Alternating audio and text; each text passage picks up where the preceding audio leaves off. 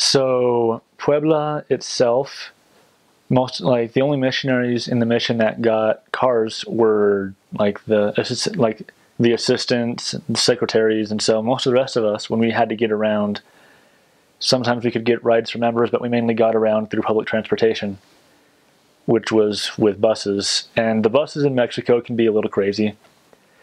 Like they have a lot of buses that follow similar routes, and so you can stand on a corner and have 5 buses go by, and none of them will be the bus you're looking for. And when it does come by, they don't really have scheduled stops. Like they don't. It's not like here in the States where like every quarter mile they have like a nice little bus stop with the cover with like the little cover over the bench. No, it's just you stand on the corner and you hold out your hand and signal for the bus, and hopefully you signal the right one and you catch the eye of the correct driver. Driving is kind of crazy as well.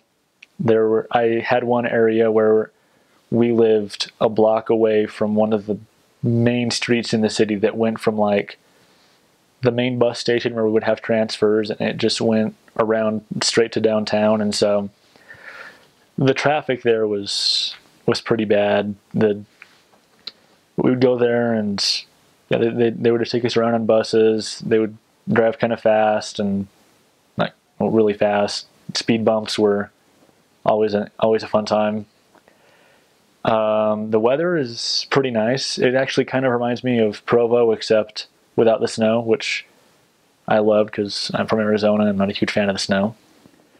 But we would I would use a sweater every now and then, but we were mainly fine with just a regular white shirt and tie, and that made it really nice. The city is surrounded by a couple of mountains, and so you have to the north, about to the north is this mountain called La Malinche, and Malinche is along the border between the states of Puebla and Tlaxcala, so it's right in the middle of the mission. And they allow missionaries to go up that mountain. Sometimes, if you're in the right zone, then you can get permission to spend part of a P-day being able to go up the mountain as a zone. And it's pretty cool. You can get a cool view of a lot of the mission. And then to the west, between Mexico City and Puebla, are these mountains called, one of them is Popocatepetl, which is an Aztec word meaning like the mountain that smokes. And it's a volcano. Hasn't really had any problems for a while.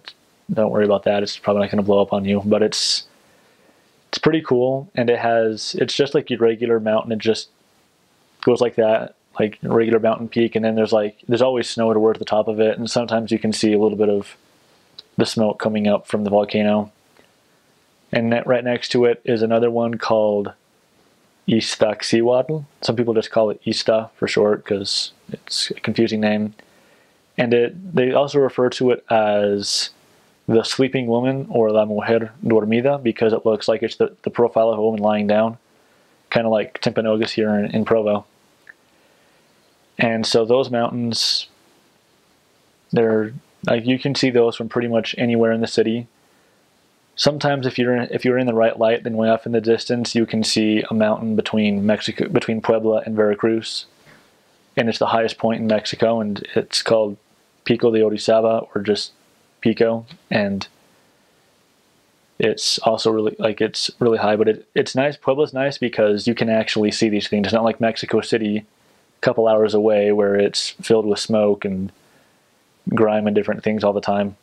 And so the skies are fairly clear. There's an observatory kind of thing in the middle of the city, and so you're able to have decent skies. It's not at all it's not like Mexico City, even though a lot of people say that they're really similar.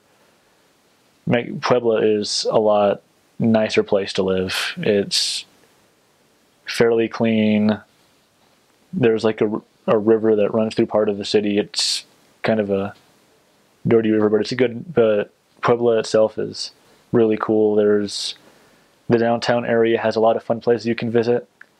Has the Zócalo, which is it's like the main square in the middle of the town, and while you're there you can see like the state cathedral. They have fast food places around there. You can go to a McDonald's or different places like that if you want American food, or you can find other like more authentic Mexican places. I said before, there's always the Cinco de Mayo forts, and they have a lot of different, along with the forts themselves, I think there's like a museum. There's a giant monument you can see from the road. And from the hill you can see all around the city. Puebla also has a professional soccer team. And I think they might also have I think they have a baseball team as well. You'll never hear about the baseball team. It's mainly just a soccer team, and even then they're a bit of a joke in the Mexican Soccer League. But everyone always a lot of times in Puebla you'll see people go like this. It's kind of, and they say this phrase that means like, they say pon la de Puebla, which is like put on the Puebla thing, because the soccer jersey has a stripe right down the side. And it means just kind of like, gonna share it. Like when they go like that, it just means like, share it with me, or like help me out here with something. And so it's kind of a cool thing that comes from the soccer team with that. And that's about it. From Puebla as well, the bus stop in the main city, people can get around. There's an airport outside of town, which is how the American missionaries got in and out. We would like when we left, we drove from where we were staying and went to this airport, and then flew to Houston, Texas, and from there we all went to our separate homes. The missionaries that are native speaking, or that are from, I guess I should say, that are from Mexico or other parts of Latin America, will instead go to Mexico City. But from my experience, when I was there, they didn't want the Americans going to Mexico City if they didn't have to, because it's Mexico City.